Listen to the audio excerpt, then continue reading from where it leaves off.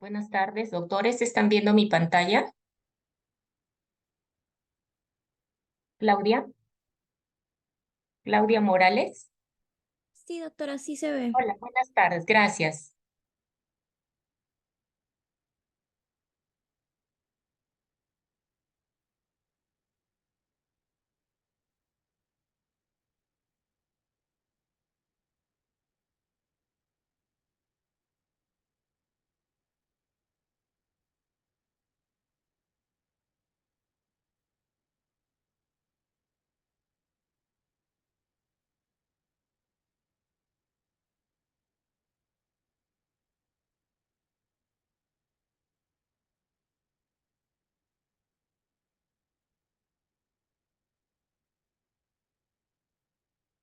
Bueno, vamos a empezar puntuales, doctores. Buenas tardes, porque después tengo problemas para de repente cruzarme con el otro docente que sigue con la clase siguiente. Mayra, la doctora Mayra Solange. Mayra, ¿me escuchas?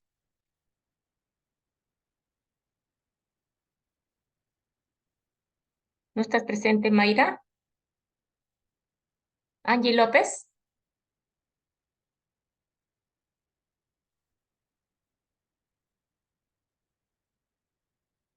Bueno, tendremos que poner una asistencia, ¿no? De paso te voy llamando a la lista. Angie López.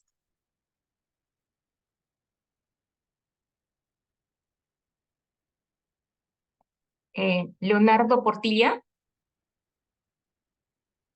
Hola, doctora, ¿me escucha? Buenas tardes. Hola, Leonardo, buenas tardes. Una pregunta, Leonardo. Ayer han hecho la clase de tuberculosis pulmonar en pediatría, ¿no, Leonardo? ¿Leonardo? La clase de tuberculosis. Había una clase que se iba a dar, pero se pospuso, doctora. ¿No han hecho la clase de tuberculosis ayer? No, la que se ha pospuesto es la de coqueluche, pero tengo entendido que hicieron ya la clase de tuberculosis. Vanessa Alessandra, Doctora, la Isela. que se pospuso fue TBC. Ah, no, no ha sido la de coqueluche. No, esa ya la tuvimos, doctora. Ay, disculpen, chicos, entonces pensé que la clase que se había pospuesto era la clase de tuberculosis, ¿no? Entonces quería preguntarles si ustedes ya habían revisado su clase y tenían conocimiento de cómo hacer el diagnóstico de tuberculosis, pero sin embargo ustedes ya hicieron su clase de medicina, ¿no? Han hecho tuberculosis en el adulto. ¿Cómo se hace el diagnóstico de tuberculosis pulmonar, doctores? Porque ahora, si bien vamos a hacer tuberculosis en pediatría, pero ya han hecho la clase de tuberculosis en adulto, entonces ya tienen nociones de cómo se puede hacer el diagnóstico. ¿Qué dicen? ¿Alguno de ustedes puede opinar cómo se hace el diagnóstico de tuberculosis pulmonar en el adulto? Doctora, mediante beca en Sputum. ¿Ya? ¿Está bien? O sea, detección de BK en el esputo. ¿Qué otros criterios podrían tener en cuenta, además de buscar el bacilo en el esputo?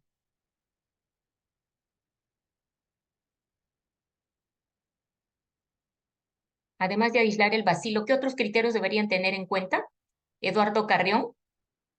Sí, doctora, si se refiere a términos clínicos, pues, Sí, puede ser eh, clínicos de laboratorio, claro. no sé. Bueno, Claro. en cuanto a lo clínico sería, si viene un paciente y te dice que tiene ya tos por más de, o sea, por ya por un periodo de tiempo ya demasiado prolongado y no se le pasa con ningún medicamento ni con ninguna otra bueno, aplicación, ¿no? Ya sea antitusígenos u otro tipo de medicamentos. Ujú. Y también un tipo de expectoraciones. ¿Ya? Bueno, expectoraciones, se ha tenido fiebre también Ujú. y se ha tenido también contacto con alguna otra persona que ha tenido un cuadro, bueno, una patología cuya sintomatología sea la parecida a la que este paciente tiene, ¿no? Tos, fiebre. Ya, muy bien, Eduardo. O sea, vas a pensar en tuberculosis cuando tengas un paciente tosedor, sintomático respiratorio con más de 15 días de tos, ¿no? Vas a pensar dentro de tus diagnósticos diferenciales en tuberculosis. Está bien, Eduardo. Bueno, entonces, el tema de hoy es tuberculosis extrapulmonar en pediatría, ¿no? ¿Cuál es el órgano blanco del bacilo tuberculoso, doctores? ¿Cuál es el órgano blanco? ¿El pulmón, doctora? El pulmón, claro, doctores, el órgano blanco es el pulmón, ¿no? Del bacilo tuberculoso, el órgano blanco es el pulmón. Un momentito, por favor. Pero nosotros vamos a pensar también en tuberculosis cuando tengamos pacientes que vienen a veces por solo un síntoma aislado que no encaja dentro de un cuadro, dentro de una enfermedad específica. Por ejemplo, voy a pensar en tuberculosis cuando tengo un paciente con fiebre de origen desconocido, ¿no? Voy a pensar en tuberculosis cuando tengo un paciente que viene por trastorno del sensorio de etiología determinada. Un paciente que llega a emergencia, de repente con letárgico, soporoso, lo traen porque hace algunos días está hiporéxico y de pronto se puso ya más somnoliento y luego ya llega en estado de sopor. Voy a pensar en tuberculosis en ese caso. Cuando tengo un paciente que viene porque le duele la espalda, tiene lumbalgia, etiología determinar, cuando tengo un paciente con una diarrea persistente de más de 15 días de evolución, voy a pensar en tuberculosis, ¿no? Cuando tengo un paciente con una tumoración, una masa en la región cervical, o cuando tengo un paciente que tiene un derrame pleural de etiología determinar, voy a pensar en tuberculosis o que viene por hematuria dentro de tantos signos o síntomas por los que puede venir un paciente a la consulta o que sea por motivo de hospitalización. Entonces, los objetivos de esta clase van a ser identificar, que ustedes al terminar la clase sepan identificar cuáles son los factores de riesgo para tuberculosis extrapulmonar, identificar los signos y síntomas y realizar el diagnóstico de las formas más frecuentes de tuberculosis extrapulmonar y aplicar el tratamiento correcto y oportuno a los pacientes con tuberculosis extrapulmonar. Si bien el órgano blanco del bacilo tuberculoso es el pulmón, este bacilo puede atacar cualquier órgano, puede afectar cualquier órgano y es lo que constituye la tuberculosis extrapulmonar, ¿no? El bacilo tuberculoso puede afectar los ganglios linfáticos, el corazón, el pericardio, la pleura, el sistema genitourinario, los huesos, etc. La tuberculosis, la forma de tuberculosis, la más frecuente es la tuberculosis pulmonar en un 80% de casos. Y la tuberculosis extrapulmonar ocupa un 20%. Este es un gráfico, el que está a la izquierda, estamos viendo un gráfico que figura en la página del Ministerio de Salud, ¿no? La fuente entonces lo obtenido del MINSA, donde vemos en esta torta, ¿no? La distribución de casos de tuberculosis según el tipo en el 2019 en el Perú. Acá están incluidos adultos y niños, donde vemos que está en el área en rojo, que la tuberculosis pulmonar ocupa el 81.57% de casos y la extrapulmonar un 18.35% de casos. Esto incluyendo niños y adultos. Abajo, en la parte inferior, vemos una tabla donde vemos que de estos pacientes, del total de números, del total de pacientes afectados, niños y adultos, la forma más frecuente fue la tuberculosis pleural, con casi un 50% de casos, y las otras formas, ganglionar, meningia ósea, ocuparon los otros lugares. En los adultos, ¿no? Hubieron comorbilidades asociadas como la infección como VIH, diabetes, el cáncer, ¿no? Como comorbilidades asociadas a la tuberculosis, y los factores de riesgos fueron ingesta de consumo de drogas, alcohol, pacientes que estaban privados de la libertad, o sea, presos, delincuentes, conductores, gestantes y pacientes que estaban en situaciones de abandono social. Entonces, vemos de las formas, volviendo a repetir, la forma más frecuente es la tuberculosis pulmonar en un 80% de casos, y del total de casos, el 20% son extrapulmonares. De este 20%, ¿Cuál es la forma más frecuente de tuberculosis extrapulmonar en los niños? Es la ganglionar, con casi alrededor de 40% de casos, seguido por la pleural, 20% de casos, ¿no? Y las otras formas de tuberculosis, meningoencefalitis tuberculosa, miliar y la esquelética. Y este es para ver cuáles los periodos de incubación que se pueden presentar en las diferentes formas de tuberculosis extrapulmonar, ¿no? Miren, el periodo más corto de incubación es en la tuberculosis meningia. 2 a 6 meses desde que un paciente se infecta con el bacilo tuberculoso hasta que desarrolla la enfermedad. El periodo más largo, vemos el periodo de incubación más largo, es para la tuberculosis renal, ¿no? Que tienen que pasar por lo menos 5 años para que se produzca la enfermedad. Para la tuberculosis ganglionar, por ejemplo, el periodo de incubación es entre 4 a 12 meses y en la tuberculosis pleural 1 a 2 años. ¿Qué características especiales tiene la tuberculosis en el niño con diferencia en comparación con el adulto?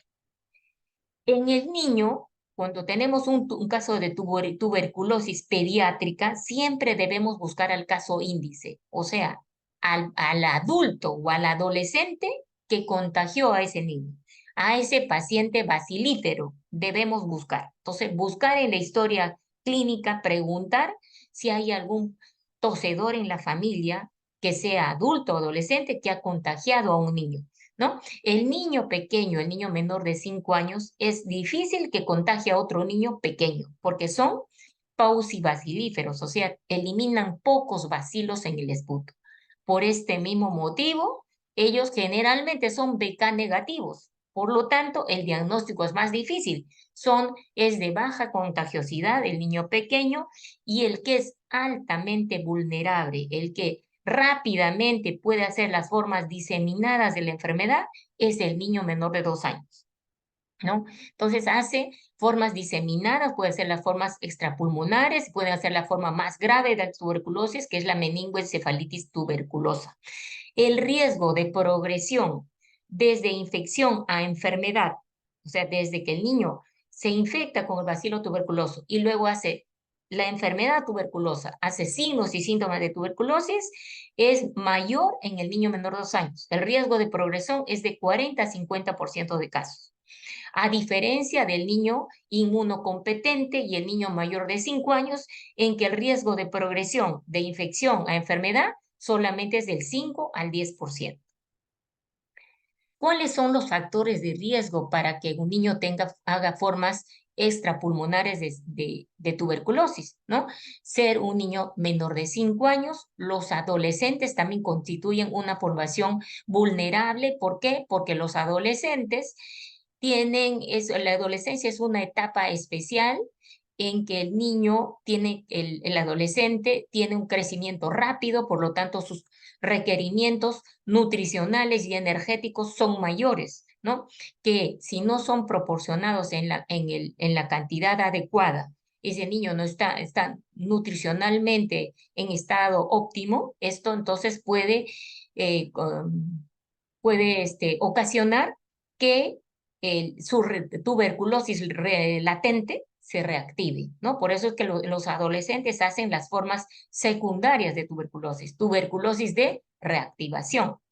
La infección por VIH también es otro factor de riesgo, por lo que mismo que condiciona algún estado de inmunosupresión, la malnutrición igual, la pobreza y el hacinamiento van de la mano, ¿no?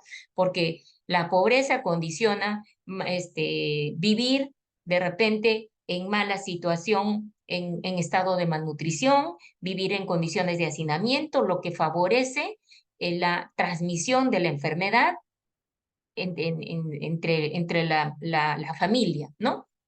No tener vacuna BCG también es otro factor de riesgo, porque sabemos que la vacuna BCG protege contra las formas más graves de la tuberculosis, especialmente la tuberculosis meningoencefalitis tuberculosa y la tuberculosis miliar. Y ahora para recordar que seguramente también lo van a revisar ustedes en su clase de tuberculosis pulmonar, ¿no? Es cómo ingresa el bacilo. Generalmente la vía de ingreso más frecuente es la vía inhalatoria, ¿no? El bacilo ingresa por vía inhalatoria mediante cuando nosotros inhalamos las microgotas de saliva que son expectorados mediante la tos por pacientes enfermos, ingresan a la vía respiratoria. Luego, en el pulmón se va a producir el complejo primario de Ghon, que está constituido por una adenitis,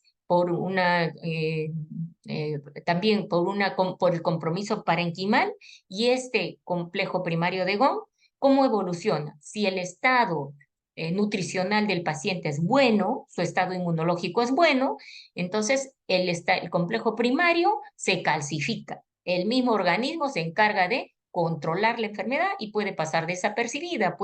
El paciente puede hacer signos y síntomas de una infección respiratoria, de repente un resfrío común, una bronquitis, etcétera, ¿no? Y el complejo primario se calcifica. O de repente permanece igual, si el estado inmunológico es bueno, el complejo primario puede permanecer en estado latente, ¿no? En el pulmón, en la región subpleural, en los ganglios, etcétera. O puede evolucionar a las otras formas de tuberculosis. Se transforma en una tuberculosis pulmonar evolutiva o una tuberculosis, el bacilo se disemina por vía hematógena y afecta a diferentes órganos, constituyendo la tuberculosis extrapulmonar, o se hace las formas diseminadas de tuberculosis vía hematógena también, como la tuberculosis miliar. Y empecemos por la tuberculosis del sistema nervioso central. La tuberculosis del sistema nervioso central ocupa el 1% de todas las formas de tuberculosis.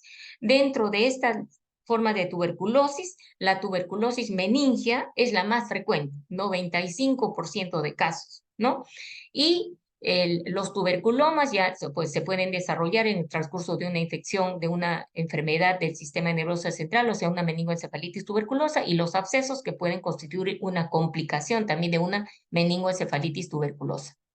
¿Y qué es la meningoencefalitis tuberculosa? Entonces, es la inflamación de las meninges por el bacilo tuberculoso.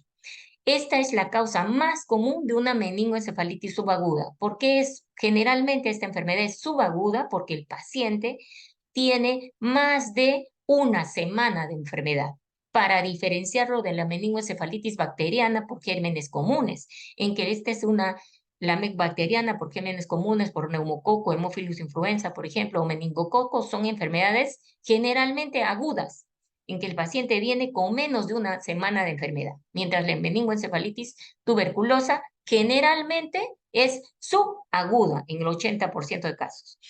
¿Por qué es una enfermedad? Es una de las enfermedades más graves porque puede dejar secuelas severas en el paciente en un 50% de casos.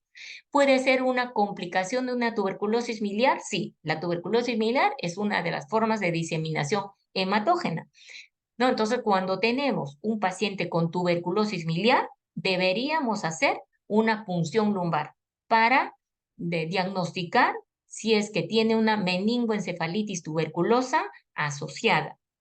Los más afectados son los niños pequeños, menores de 5 años. Y dentro de estos, los más afectados son los menores de 2 años, en la mitad de los casos, 50%. Esta forma de tuberculosis en los niños pequeños es una forma agresiva porque la tuberculosis puede ocurrir en un periodo corto de tiempo, 2 a 6 meses después de que el paciente sea infectado con el bacilo tuberculoso. Y desde el punto de vista de su patogenia, ¿cómo llega el bacilo a infectar las meninges, ¿no? Una vez que el bacilo ha sido inhalado, acá estamos viendo en la imagen de la izquierda, el bacilo llega a infectar el pulmón y luego por una diseminación hematógena, por vía hematógena, el bacilo es transportado hacia las meninges, donde puede quedarse en los focos de Rich, ¿no? Que son focos granulomatosos que pueden quedar pueden implantarse en las meninges, pueden quedar en el parénquima cerebral, en los plexos coroideos, y pueden permanecer ahí de repente un tiempo en estado latente o romperse.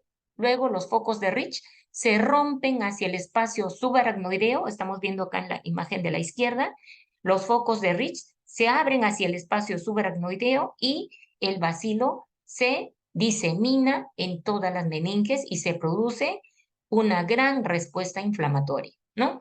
Entonces estamos viendo acá que una vez que los focos de Rich se abren hacia el espacio subaracnoideo, se produce implantación de los bacilos en las meninges, en el encéfalo, se produce bastante exudado inflamatorio alrededor de los vasos que produciendo vasculitis, y esto nos explica las trombosis y los infartos que se pueden producir como complicación dentro de un cuadro de una meningoencefalitis tuberculosa, ¿no? Se produce aracnoiditis, que es la inflamación principalmente de las meninges en las bases del cerebro, lo que condiciona ¿qué cosa? Obstrucción en la circulación del líquido cefalorraquídeo y como consecuencia hidrocefalia. También se pueden producir parálisis de nervios craneales porque estos quedan atrapados en el exudado y como consecuencia de la inflamación, gran edema cerebral, hipertensión endocraniana, lo que nos está explicando, las convulsiones, los vómitos y el trastorno del sensorio. Entonces, para el diagnóstico, ¿qué necesito para el diagnóstico en la meningoencefalitis? Mi buena historia clínica, doctores, una buena historia clínica, porque acuérdese, recordar siempre que, sobre todo en el niño menor de 5 años, el diagnóstico va a ser difícil. Y va a ser difícil incluso que obtenga el esputo, tengo que hacer Becan aspirado gástrico, entonces de repente haciendo mi buena historia clínica, ya yo estoy haciendo de repente el 75% del diagnóstico, ¿no? Entonces, hago mi buena historia clínica teniendo en cuenta los signos y síntomas que tiene el paciente, investigo por si algún contacto en la familia o si es un adolescente, de repente el contacto esté en el colegio, investigar si hay algún amigo que tenga tosedor, ¿no? O un tosedor crónico en la familia o un sintomático respiratorio con tos de más de 15 días. Este antecedente epidemiológico lo encontramos en 50-60% de casos, miren, o sea, casi en la mitad de casos a veces no se encuentra el antecedente epidemiológico, ¿no? Entonces, debo siempre hacer suma de criterios para llegar al diagnóstico. Después, la regla de oro va a ser la detección del bacilo tuberculoso en el líquido cefalorraquídeo. Y les puedo explicar cómo vamos a detectar el bacilo tuberculoso en el líquido. Pruebas complementarias, PPD, que puede ser positiva en un 30-50% de casos, una radiografía de tórax patológica, en que de repente encuentro un paciente con una TB pulmonar concomitante, en un 33-60% de casos, y realizar cultivo de aspirado gástrico, cultivo de esputo, Becan esputo, si fuera un paciente que es un sintomático respiratorio, y otros estudios por imágenes como tomografía cerebral y resonancia magnética cerebral. Entonces, en el cuadro clínico, ¿por qué se va a caracterizar? ¿No? Porque es un paciente que viene con una historia, generalmente de más de una semana de enfermedad, ¿no? De inicio subagudo, entonces, con fiebre. El síntoma fiebre es uno de los síntomas más frecuentes en un 97% de casos. Cefalea es otro síntoma frecuente, 50-70% de casos. Vómitos, irritabilidad, cambios en el comportamiento del paciente. Preguntarle a la mamá, señora, ¿usted ha notado a su hijito que ha cambiado su forma de comportarse en la casa? De repente se ha vuelto muy irritable, ¿no? Entonces la misma mamá le dice, no, doctor, mi hijito no era así, ahora está muy renegón. O se queda dormido en el colegio. La profesora ya me ha mandado a llamar 2 veces, se queja de que le duele la cabeza y se está quedando dormido en el colegio. Cuando llega a la casa, almuerza y se vuelve a quedar dormido. Y cuando se levanta, está muy irritable, como que está muy renegón. Así no era mi hijo, ¿no? Entonces hay cambios en el comportamiento del niño. El convulsiones ya es cuando el paciente está grave, ¿no? Un 50% de caso, compromiso de pares craneales, igual ya estamos en estadio 2. Entonces, nosotros debemos detectar la enfermedad cuando está en estadio inicial, en la fase estadio 1 o fase 1, ¿no? Cuando el paciente tiene signos y síntomas inespecíficos. Miren, acá en el cuadro en rojo les estoy poniendo el estadio 1. Paciente que viene por síntomas inespecíficos de fiebre, cefalea, le duele la cabeza, tiene fiebre, ¿no? Todavía a veces no tiene de repente ni náusea, está con fiebre, cefalea, está irritable y hay cambios en el comportamiento. Nosotros debemos detectar la enfermedad idealmente en esta fase. ¿Por qué? Porque cuando la detecto en esta fase, primera fase, las secuelas van a ser poco frecuentes. El paciente va a tener mucho mejor pronóstico que cuando viene en fase 2 o fase 3.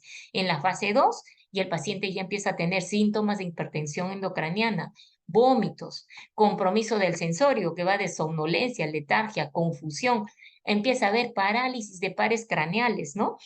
Tercero, sexto, séptimo. ¿Cuál es el par craneal más frecuentemente afectado? El sexto par. Puede haber diferentes grados de paresia, hemiparesia, monoparesia. Cuando está en estadio 3 y el paciente está muy grave, ¿no? Y aquí el diagnóstico ya de repente lo va a hacer, disculpen, hasta el vigilante en la puerta. Entonces, no debemos llegar a diagnosticar al paciente en esta fase. ¿Por qué? Porque cuando ya viene estupor, coma, convulsiones, hemiplegia, miren el porcentaje de secuelas. 50% de secuelas. ¿Y con qué secuelas puede quedar el paciente? ¿No? Déficit cognitivo, sordera, ceguera, diferente grado de plejía. Esas secuelas son las que nosotros tenemos que evitar. ¿Por qué? Porque el niño va a ser una cruz para la mamá, para la familia, sufrimiento para el paciente, con las secuelas que va a quedar. Y les cuento el caso de este paciente, ¿no? Este es un escolar de 9 años de edad que vino a la emergencia con la historia de que desde 20 días antes se había empezado su enfermedad con fiebre. No cuantificada, pero la madre dice que lo sentía caliente y le daba paracetamol y tenía tos seca escasa. Fue al centro de salud y le diagnostican faringitis. Y a los 14 días antes tiene astenia, hiporexia, le duele la cabeza, continúa con fiebre, es nuevamente llevado al centro de salud y le diagnostican fiebre tifoidea. Empieza tratamiento con cloranfenicol porque como tiene fiebre, dolor de cabeza, le piden aglutinaciones, le sale unas aglutinaciones de tífico O bajas en 1/80 y dicen es fiebre tifoidea. Bueno, le dan cloranfenicol. 3 días antes del ingreso, el paciente ya tiene vómitos 5 veces al día, deja de ir al colegio, se queja de cefalea intensa, tendencia al sueño. 30 minutos antes del ingreso, convulsión tónico-clónica focalizada en mi cuerpo derecho, con pérdida de conocimiento por 10 minutos. Antecedentes, niega contacto TV. ¿Qué estamos viendo entonces en este paciente? Primero que es un niño en edad escolar. Enfermedad, 20 días, subaguda, más de una semana de enfermedad. Síntomas principales, fiebre, tos, dolor de cabeza. Y al final, convulsiones, ¿no? ¿Cómo viene el paciente?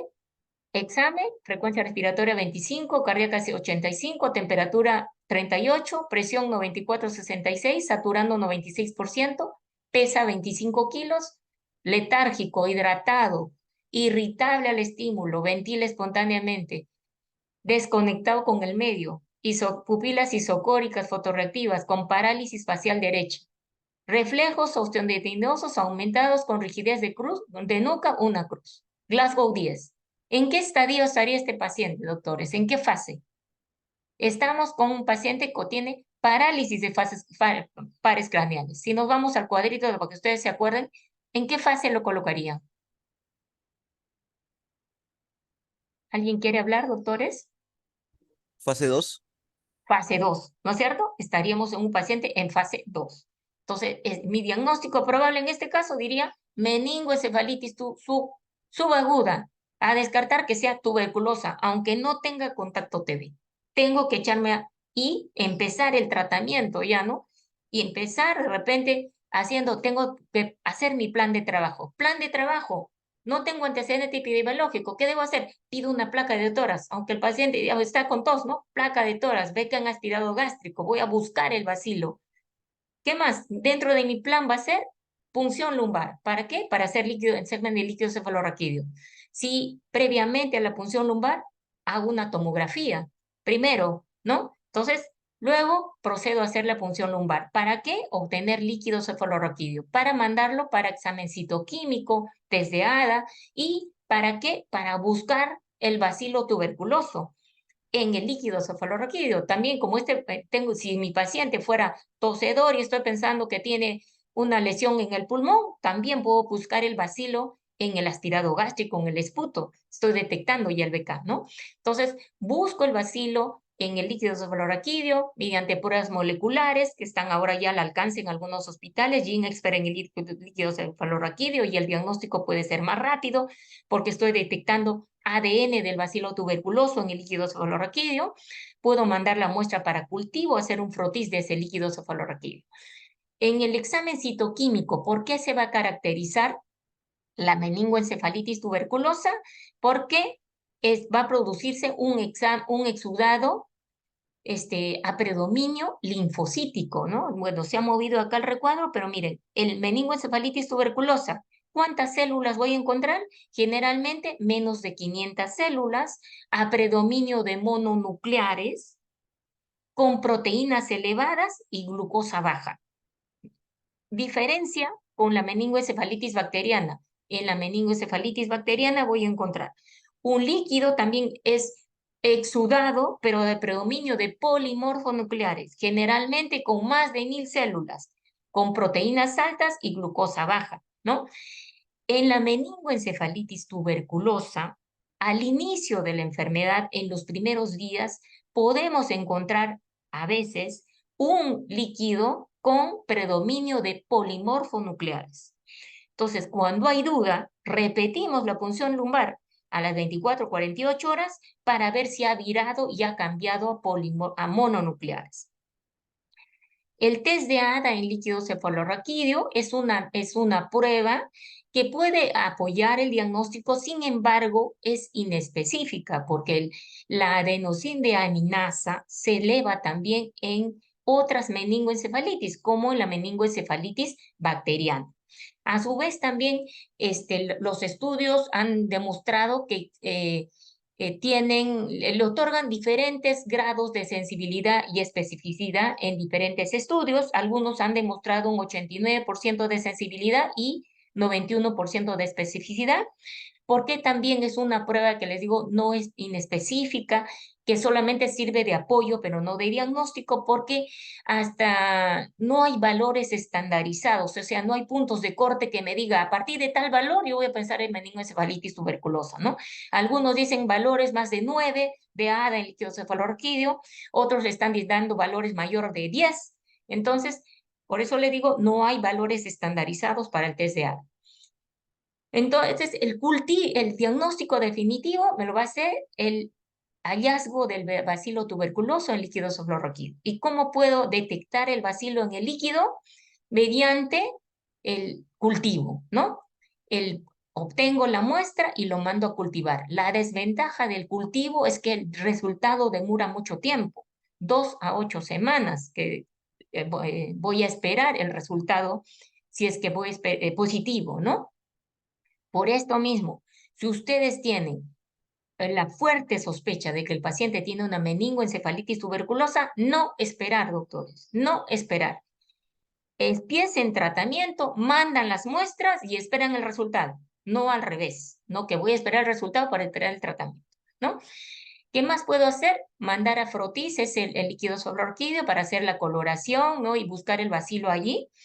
La sensibilidad es baja del frotis, por lo mismo que el rendimiento, hallazgo de bacilos en la carga bacilar en el líquido cefalorraquídeo es baja. Entonces, la sensibilidad solamente es de un 10 a 60%. Las pruebas moleculares ahora nos están ayudando mucho porque el diagnóstico puede ser más rápido.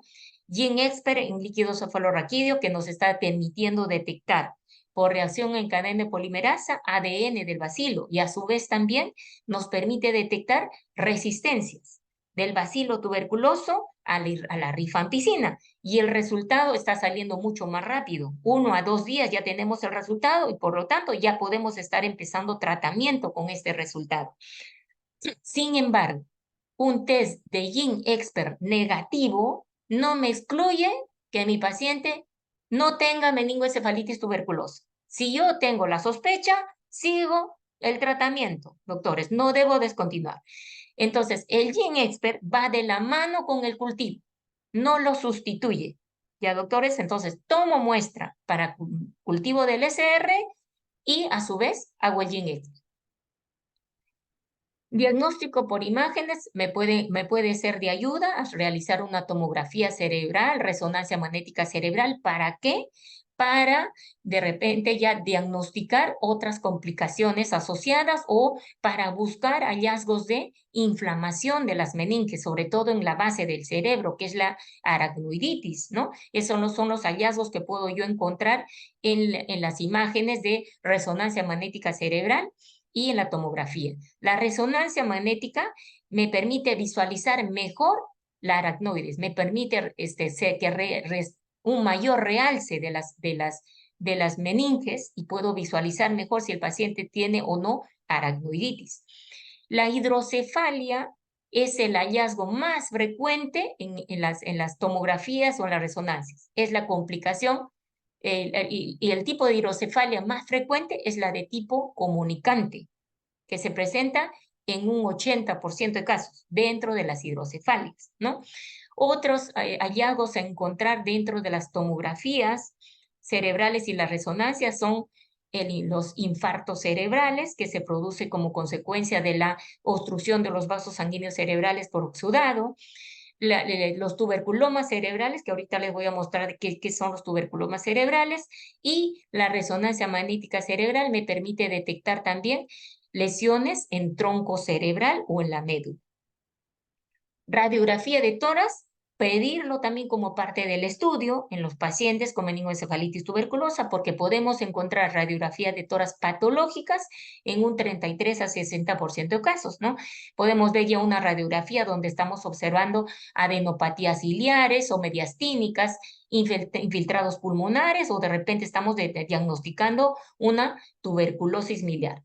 Los tuberculomas cerebrales que les mencionaba, que podemos encontrarlos en la tomografía y en la resonancia magnética, son lesiones hiperdensas que se pueden desarrollar de diferente tamaño, ¿no? Desde 1 a 5 centímetros, y generalmente de localización debajo del tentorium. Se pueden desarrollar incluso dentro del transcurso del tratamiento, los tuberculomas cerebrales. Complicaciones de una meningoencefalitis tuberculosa: convulsiones, ataxia, hiponatremia. ¿Por qué? Porque el paciente puede hacer una secreción inapropiada de hormona antidiurética, por eso es que debemos estar haciendo electrolitos de control. Hidrocefalia, ¿por qué? Porque se obstruye los conductos por donde circula el líquido cefalorraquídeo con exudado, o porque hay una disminución de la reabsorción del líquido cefalorraquídeo. Los infartos cerebrales también como consecuencia de la afectación de los vasos sanguíneos, de la vasculitis, parálisis de nervios craneales, porque los nervios quedan atrapados dentro del exudado, ¿no? Y abscesos cerebrales. Complicaciones a largo plazo: ceguera, sordera, hemiparesia, déficit cognitivo y trastornos psiquiátricos. Tratamiento de la meningoencefalitis tuberculosa: 1 año. 1 año, según nuestra guía del Ministerio de Salud, es 1 año, y concomitantemente debe darse tratamiento con corticoides sistémicos, con prednisona o su equivalente. ¿Cuánto tiempo? Promedio es 2 a 4 semanas, promedio, ¿no? De repente me voy a extender más hasta 6 a 8 semanas, porque 2 semanas voy a dar de dosis plena de corticoide a dosis altas, si es que el paciente viene grave, ¿no? Incluso empezamos dexametasona a dosis altas de 0,6 por kilo, y luego vamos bajando después de 2 semanas, vamos bajando gradualmente cada semana. Entonces, en este plan de bajar cada semana, a veces el tiempo de tratamiento con corticoides se extiende hasta las 6 a 8 semanas. Y vamos a la segunda forma de tuberculosis. Hemos visto la forma más grave de tuberculosis, que es la meningoencefalitis tuberculosa. La tuberculosis ganglionar es la forma más frecuente de tuberculosis en el niño. ¿Por qué se infectan los ganglios tuberculosos? Los ganglios linfáticos se pueden infectar como producto de una diseminación hematógena cuando el paciente hace la infección primaria, o puede ser una tuberculosis de reactivación. Los ganglios que se afectan más frecuentemente son los ganglios del cuello. Los ganglios cervicales anteriores son los más frecuentes, seguidos por los ganglios del triángulo posterior, los submandibulares, supraclaviculares, y ganglios en otras localizaciones, como los axilares, inguinales, sucarinales, etc. ¿Cómo es el cuadro clínico? ¿Cuándo vamos a sospechar de que un paciente tiene una tuberculosis ganglionar, ¿no? Generalmente es un paciente que viene ya con más de un mes de enfermedad, que tiene una masa cervical de más de un mes de enfermedad, y algunos vienen con de 8 a 12 meses de enfermedad, en que tienen la masa generalmente indolora, sin flebosis, ¿no? ¿Y cómo evoluciona esa masa? ¿Cómo se puede complicar? Se pone, la consistencia es leñosa, luego esa masa puede tornarse, la superficie se torna un poco eritematosa, luego violácea, y luego se ablanda y se abre. Eso se llama escrófula, drena la secreción caseosa, ¿no? El 80% de casos, entonces, el 80% de casos de paciente, no hay signos de flebosis. Sin embargo, algunos pacientes pueden venir en un 20% de casos con ganglios con una tumoración un poco dolorosa. Entonces, a veces es difícil también, en estos pacientes es difícil hacer el diagnóstico, ¿no? Porque hay otras enfermedades que me pueden producir masas o tumoraciones cervicales y adenitis o inflamación de los ganglios. Este es el caso, por ejemplo, de un niño de 7 años que un mes antes del ingreso presentaba una tumoración submaxilar izquierda sin signos de flebosis. ¿Cómo hago el diagnóstico? Los criterios que hemos mencionado para la meningoencefalitis tuberculosa. Cuadro clínico. ¿Cuánto tiempo de enfermedad tiene el paciente? ¿Qué signos, síntomas tiene?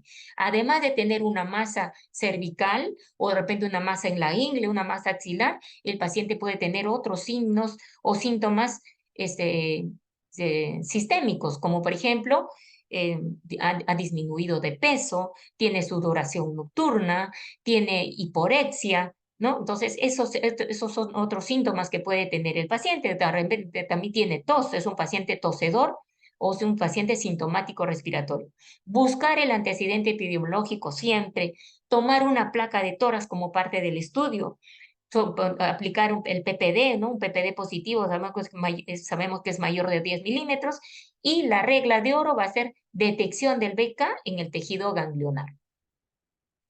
Entonces, ¿cómo detectamos qué hacemos para detectar el bacilo tuberculoso en el tejido ganglionar? Podemos obtener la muestra, estamos viendo acá en la imagen, la muestra puede ser obtenida mediante punción, aspiración directa del ganglio afectado con aguja fina, ¿no? O puede ser también por escisión o escisión biopsia del ganglio, o sea, sacar todo el ganglio y mandarlo a anatomía patológica, ¿no? Entonces, ¿qué me va a hacer el diagnóstico? Cultivo positivo en ese tejido ganglionar, hallazgo de BK en el tejido que estoy enviando, anatomía patológica, hallazgo de granulomas en el tejido ganglionar, y se pueden hacer también pruebas de reacción en cadena de polimerasa para Mycobacterium tuberculosis en ese tejido. En ausencia de BK en esta muestra, ¿no? La ausencia del BK a veces también no me excluye el diagnóstico, entonces es suma de criterios. Puedo tener un paciente con una masa cervical, pero tiene antecedente epidemiológico. Tiene el antecedente que ha sido contacto TB. Hay un bacilífero en la familia o ha habido un bacilífero.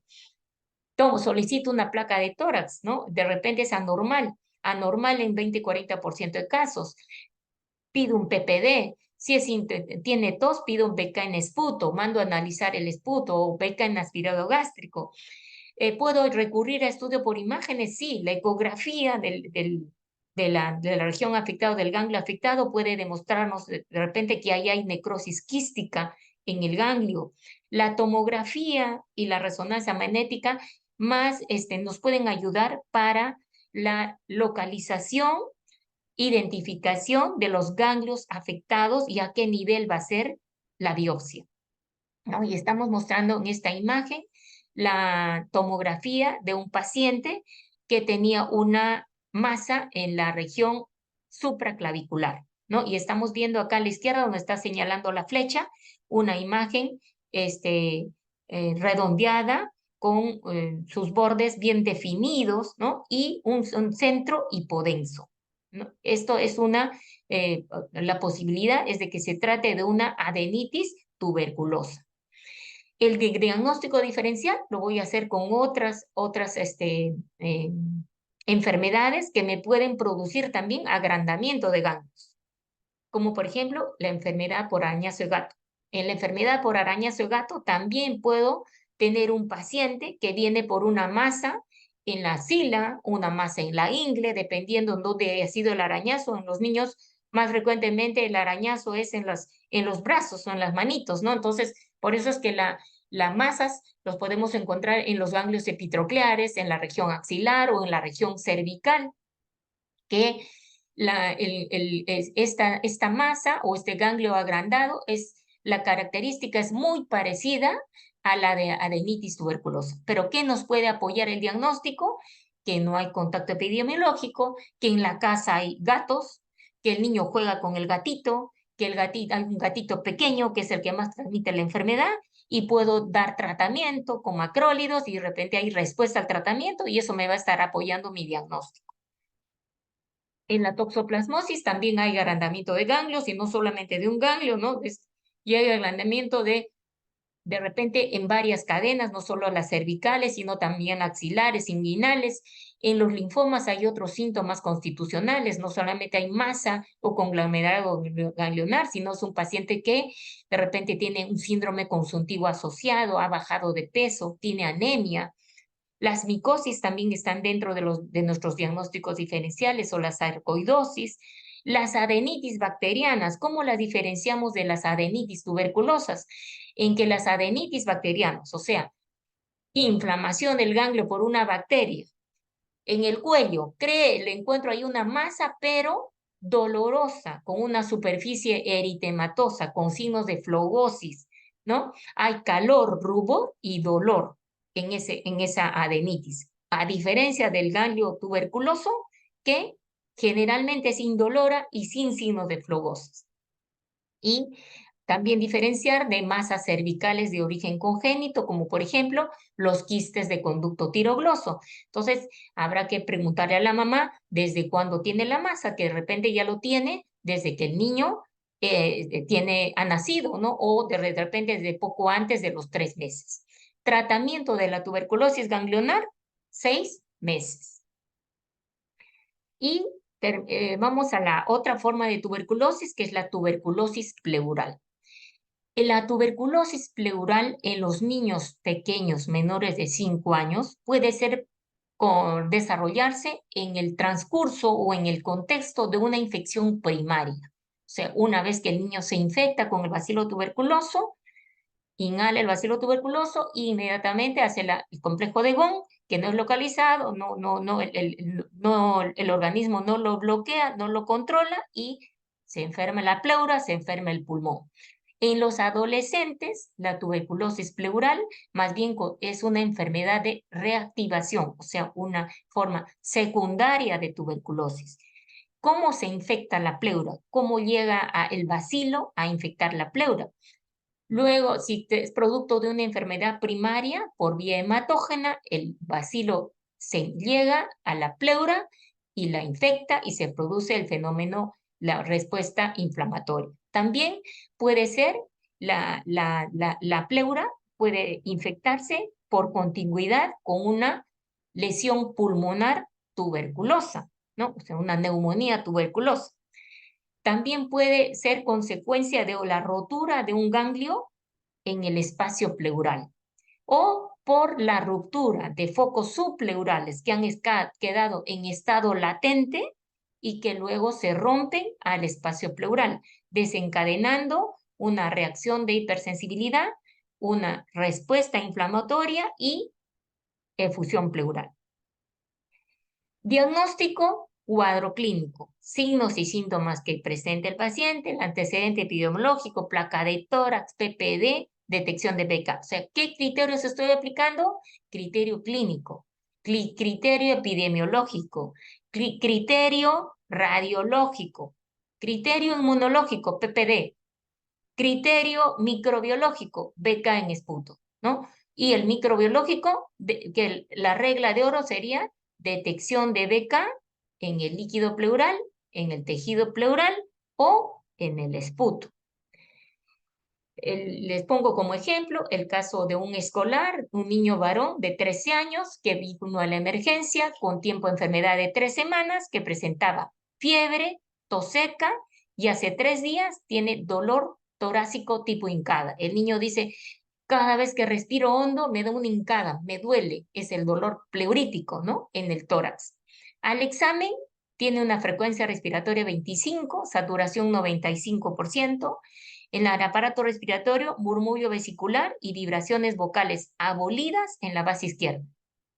Se le toma una placa de tórax encontrando los hallazgos, ¿no? Uno ya lo sospecha, dice vibraciones vocales abolidas, murmullo abolido, estoy sospechando de RAM. Placa de tórax, una radiopacidad homogénea que está, y los senos cardiofrénicos y costodiafragmáticos están obturados. Estamos viendo la curva de Damazón. Diagnóstico, derrame pleural. Etiología, sospecho de tuberculosis pleural. ¿Por qué? Tiempo de enfermedad.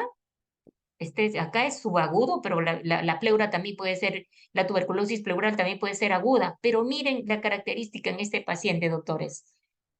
Tiene un derrame, pero la frecuencia respiratoria está casi normal, 25. O sea, tiene una taquipnea leve, ¿no? Si algunos no le ponen atención, dicen, no tiene dificultad respiratoria, no hay tirajes, saturando normal. Cuando tengan este tipo de paciente, derrame tuberculoso, tercio de pulmón, la mitad de pulmón con líquido, y el paciente no tiene dificultad respiratoria, sospechen de TB. Cuadro clínico, tos seca, 94% de casos, dolor torácico, fiebre, dificultad respiratoria, disnea, anorexia, sudoración nocturna, disminución de peso, matidez, vibraciones vocales abolidas. Buscar el antecedente epidemiológico en la radiografía de tórax. ¿Qué vamos a encontrar como hallazgo? Generalmente el derrame es pequeño o a moderado, que compromete un tercio o la mitad de un pulmón. Generalmente es así. Raramente son derrames masivos. Generalmente comprometen un solo lado, más frecuentemente en el lado derecho.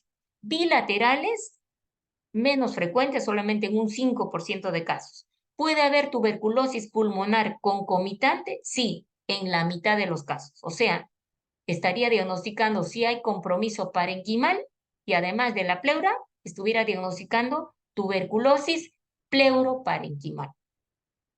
La tomografía de tórax, ¿para qué me va a servir? Para de repente hacer un diagnóstico más fino, quiero ver qué grado de compromiso tiene el parénquima, quiero de repente visualizar bien si ese derrame está tabicado, ¿no? Para detectar de repente complicaciones como fístulas broncopleurales, me va a servir una tomografía de tórax. La ecografía, útil para detectar nódulos subpleurales, pero ¿para qué también es útil la ecografía? Para determinar volumen de líquido que hay en la cavidad pleural, me va a permitir también ponerle un punto de referencia, ¿no? Y decirle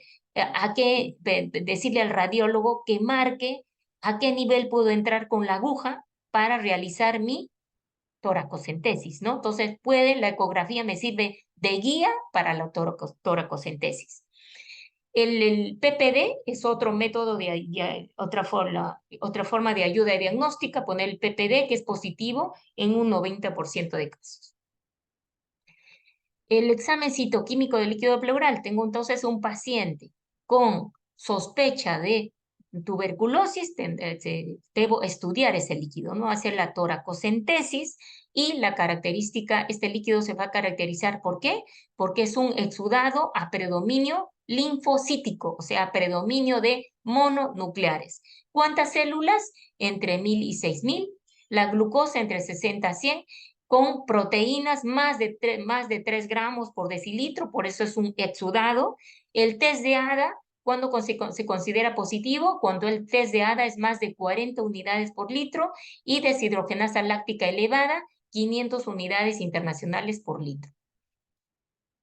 El diagnóstico definitivo, aislamiento del BK en líquido pleural, en esputo o en por biopsia de pleura, ¿no? El líquido pleural, una vez que lo obtenga, voy a enviarlo a cultivo. El rendimiento es bajo, 20 a 30% nomás de posibilidad de detectar el BK por cultivo. Frotis de líquido pleural, igual, rendimiento bajo. Pues, si el paciente tiene una radiografía de tórax patológica, el paciente tose, también mandemos muestra de esputo o BK en aspirado gástrico, y en Expert en esputo se puede hacer para detectar el bacilo mediante reacción en cadena polimerasa y mandar a cultivar el esputo en que el rendimiento es de 20 a 50%. Si todo esto fuera negativo y todavía nosotros tenemos la sospecha, no tenemos un diagnóstico certero, lo último sería hacer la biopsia de pleura, ¿no? Y mandar a cultivo el tejido. Aquí el rendimiento ya es mucho mayor, 40-80% de posibilidad de detectar el bacilo mediante cultivo del tejido y el hallazgo de granulomas en un 50-97% de casos. El tratamiento específico es 6 meses. La tuberculosis miliar, esta es una forma grave de tuberculosis en que el cuadro clínico es de una sepsis, ¿no? Se presenta en 1 a 2% de casos de tuberculosis. Es una forma de tuberculosis diseminada en que el bacilo se llega por vía hematógena y generalmente esta forma de tuberculosis se produce 2 a 6 meses después de la infección inicial. Puede haber meningoencefalitis concomitante, que les había dicho antes que en un paciente con una TB miliar deberíamos hacer siempre una punción lumbar, porque puede haber meningoencefalitis concomitante en un 20-40% de casos. ¿Y qué signos y síntomas tiene el paciente? Los de una sepsis. Paciente luce tóxico, en mal estado general, con fiebre, con dificultad respiratoria, tiene hepatoesplenomegalia, tiene linfoadenopatía generalizada. El PPD puede ser negativo en más de la mitad de los casos. El tratamiento, parecido a la meningoencefalitis tuberculosa, es 12 meses, o sea, 1 año. Conclusiones, que la meningoencefalitis tuberculosa es la forma más común de meningoencefalitis subaguda y la forma más severa de tuberculosis extrapulmonar. Por lo tanto, el diagnóstico deberíamos hacerlo, el diagnóstico y tratamiento, lo más precozmente posible. ¿Para qué?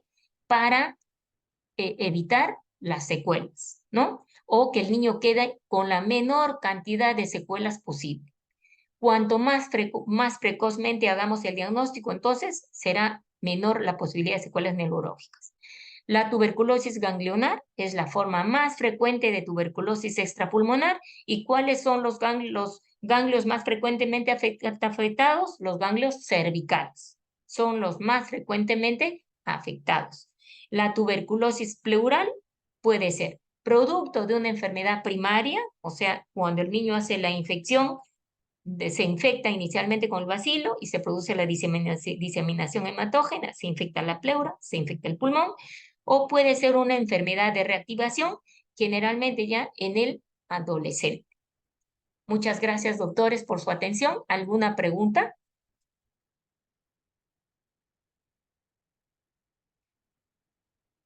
¿Alguna pregunta, doctores?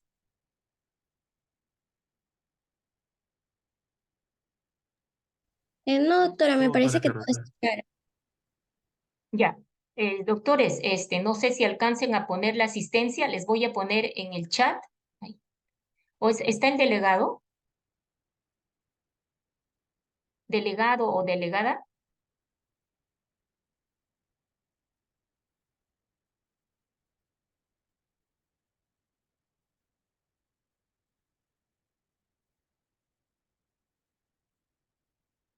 Doctores, ahí está el enlace. Pueden ir marcando su asistencia para que luego pasen a iniciar la segunda clase. Muchas gracias, doctores, por su atención. Gracias, doctora. Gracias, doctora. Gracias, doctora.